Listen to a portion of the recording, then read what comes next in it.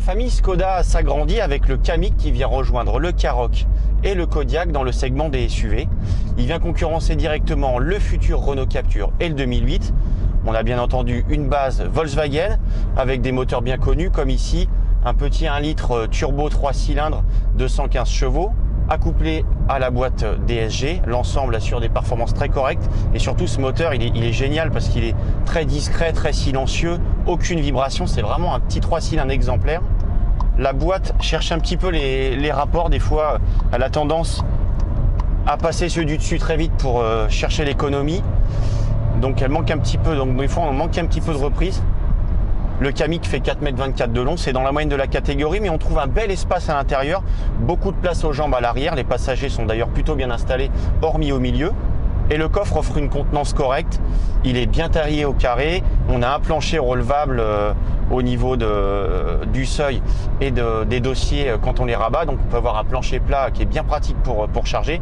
D'ailleurs la praticité c'est ce qui caractérise les véhicules Skoda, il y a toujours des petites attentions très sympas, très rigolotes qui sont pour le coup très rares, comme par exemple le parapluie dans le contre-porte conducteur, on a toujours le fameux gratte-givre dans la trappe à carburant, on a dans le coffre des filets de retenue, des crochets de maintien pour les sacs. C'est vraiment ce qui caractérise les Skoda et évidemment le Kamiq il en bénéficie. Alors moi ce que je trouve regrettable c'est que c'est un SUV et il n'y a quasiment aucune protection de carrosserie.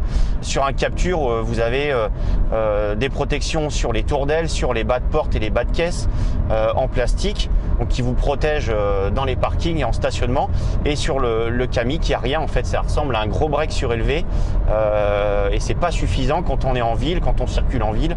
Donc voilà, c'est assez décevant et en plus ce qui est dommage c'est que c'est le genre de petits détails esthétiques qui plaît quoi, les protections de carrosserie sur les SUV, c'est vraiment le détail qui plaît et il s'en passe totalement, c'est dommage. Les seules protections qu'on a c'est des petites protections de tranches de porte, d'arête qui se déploient quand on ouvre la porte, ça c'était Ford qui avait inventé ça. Pour le reste on a un véhicule plutôt confortable, bien amorti malgré quelques trépidations sur route bosselée et une insonorisation très correcte. Là vous voyez, je suis à 130 sur l'autoroute, j'ai des bruits d'air au niveau du pare-brise et des rétros mais plutôt bien contenus. Côté comportement, bon c'est pas très passionnant mais la voiture est plutôt agréable, très douce à l'usage. On retrouve voilà typiquement les Komodo Volkswagen, la douceur de conduite typique des modèles du groupe VV.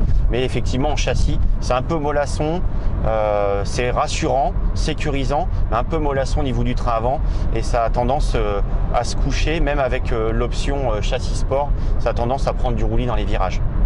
Et ce qui est remarquable aussi pour une Skoda, c'est que contre toute attente, elle est plutôt mieux finie que ses cousins de Volkswagen et Seat. On a un beau tableau de bord bien cossu, en plastique moussé, rembourré, bien dense.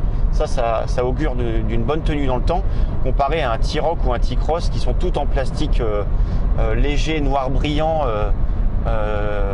peu flatteur à l'aspect. Là on a vraiment un véhicule assez cossu, ce qui est plutôt étrange, c'est que effectivement la Skoda soit plus valorisante à l'intérieur que ses cousines de Seat et Volkswagen. Et en plus elle bénéficie des derniers systèmes multimédia et infodivertissement.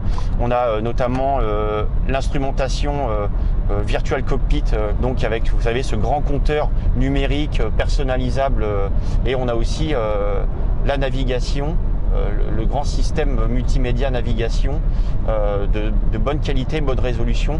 Il y a des petits temps de latence par contre au niveau de la réflexion du système, par exemple quand on se trompe de trajet, ou il y a un petit temps de recalcul qui est assez inhabituel.